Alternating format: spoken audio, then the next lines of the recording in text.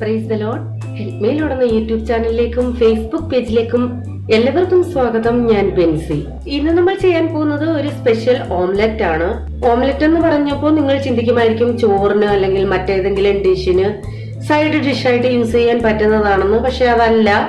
ഈ അടുത്ത ദിവസങ്ങളിൽ എന്റെ അടുത്ത് പലരും റിക്വസ്റ്റ് ചെയ്യുന്നതാണ്. കുഞ്ഞുങ്ങളെയൊക്കെ സ്കൂളിൽ വിട്ടു തുടങ്ങി, അവർക്ക് രാവിലെ കൊടുക്കാൻ പറ്റിയ ബ്രേക്ക്ഫാസ്റ്റ് അല്ലെങ്കിൽ ടിഫിൻ, അതുമല്ലെങ്കിൽ ഇത് നിങ്ങൾക്കും വലിയവർക്കും നമുക്ക് എല്ലാവർക്കും ബ്രേക്ക്ഫാസ്റ്റ് ആയിട്ടോ അല്ലെങ്കിൽ രാത്രി ഭക്ഷണമായിട്ടോ ഒക്കെ കഴിക്കാൻ പറ്റുന്ന ഒരു ഡിഷാണ്.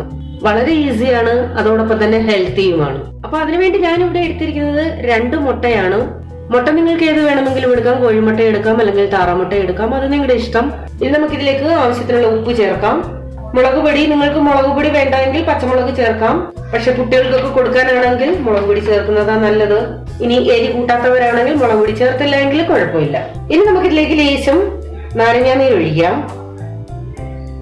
ഒരു 1/2 ടീസ്പൂൺ ഒക്കെ മതിയാവും. ഇനി നമുക്കിത് നന്നായിട്ട് മിക്സ് ചെയ്യാം. ഇനി നമ്മൾ ഇതിലേക്ക് ചേർക്കാൻ പോകുന്നത് കുറച്ച് സവാള ഉള്ളി, കുറച്ച് ക്യാരറ്റ് പൊടിയായിട്ട് അരിഞ്ഞത്. ഇനിയാണ് നമ്മുടെ മെയിൻ ഇൻഗ്രീഡിയന്റ് ഓട്സ്. സാധാ നമ്മള് വേവിക്കുന്ന ഓട്സ് ആണ് ഇത്. ഓട്സ് വറുത്തിട്ടൊന്നുമില്ല, സാധാ എങ്ങനെയാണോ അതുപോലെ തന്നെയാണ്. അപ്പൊ ഞാൻ ഇതിന് 4 സ്പൂൺ ഓട്സ് ഇട്ടിട്ടുണ്ട്. ഇനി നമുക്ക് നന്നായിട്ട് മിക്സ് ചെയ്ത് യോജിപ്പിക്കണം. ഞാൻ ഇതിന്റെ ഈ മെത്തേഡ് ഒന്ന് കാണിക്കുന്നു എന്നുള്ളൂ. നിങ്ങൾക്ക് ഇഷ്ടമുള്ള രീതിയിൽ ഇതിന് മാറ്റം വരുത്താം. ഇനിയിപ്പോ നിങ്ങൾക്ക് ഉള്ളിയും ഇതുപോലെ ക്യാരറ്റും വേണ്ടെന്നുണ്ടെങ്കിൽ അത് അവോയ്ഡ് ചെയ്യാം. അതല്ല വേറെ എക്സ്ട്രാ വെജിറ്റബിൾസ് ചേർക്കണമെന്നുണ്ടെങ്കിൽ അതും ചേർക്കാം. അപ്പൊ നമ്മുടെ ഇഷ്ടം അനുസരിച്ച് എങ്ങനെ വേണേലും ഇതിന് മാറ്റം വരുത്താം.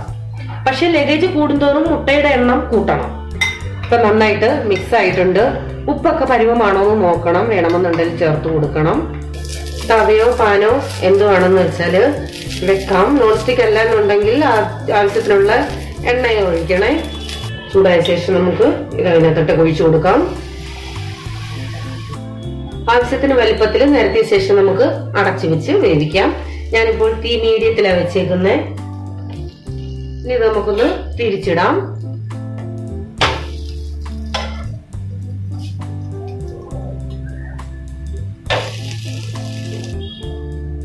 ഒത്തിരി സമയമൊന്നും എടുക്കത്തില്ല, പെട്ടെന്ന് തന്നെ വെന്ത് കിട്ടും. സാധാരണ നമ്മള് മുട്ട ഫ്രൈ ചെയ്യുന്ന കണക്ക് തന്നെയാ.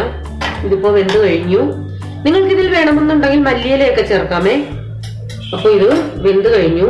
അപ്പൊ നമ്മുടെ ഓട്സ് ഓംലെറ്റ് റെഡി ആയിട്ടുണ്ട്. ഈസിയാണ്, ഹെൽത്തിയാണ്. നിങ്ങൾ എല്ലാവരും ഇത് ട്രൈ ചെയ്ത് നോക്കണം. എന്നിട്ട് അഭിപ്രായം അറിയിക്കാൻ മറക്കരുത്. വീണ്ടും ഇതുപോലുള്ള ഒരു ഈസി ഡിഷുമായി വരാം. Till then bye. God bless you.